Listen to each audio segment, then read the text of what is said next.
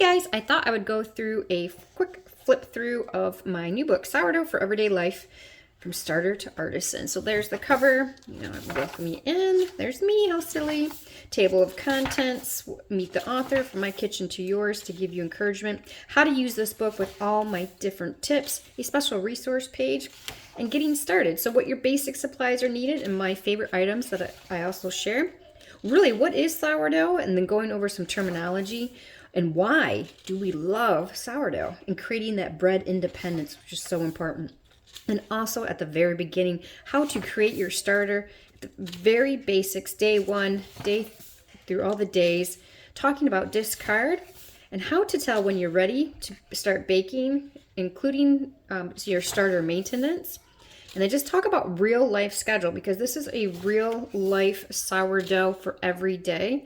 And we're going to also include baking basics like, oh, what happens with dough oopsies, all the questions, Q&A, quick tips, all my favorite quick tips, just giving you how to tell when things are cooked and baked, why salt matters, milk versus water, baking soda and baking powder, what is proofing and how to tell, fermentation, what is the importance of that, creating several different kinds of backups of your starter and also how to rehydrate them, and showing you exact step-by-steps techniques of sourdough, like such as stretch and folds, and shaping your sandwich loaf with all these beautiful pictures, shaping your artisan loaf for the banneton and your sandwich loaves, removing it and scoring, showing you how to do that pinch and pull method for your buns and rolls, how to cut dough, how to shape pretzel bites, creating biscuits, bagels, and just some quick reminders before you begin that you got this, that you can do this. And also going through all the recipes, starting with the discard recipes like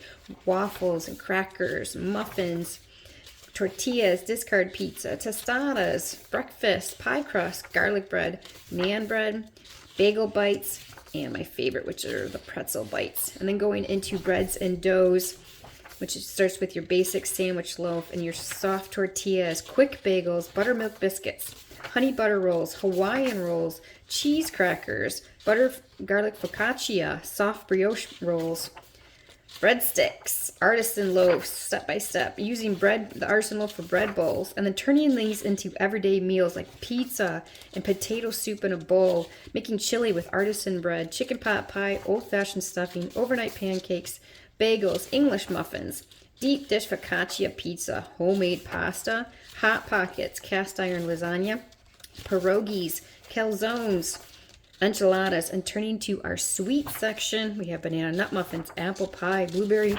muffins, pumpkin maple cookies, PB and oatmeal cookies, cinnamon rolls, coffee cakes, cinnamon swirl bread, double chocolate muffins, donuts, and then also we have more cinnamon raisin artisan loaf, getting hard to flip. And then also teaching you how to grind your own wheat berries when you want to really next level it up, and how to bake with that. So call it next level baking.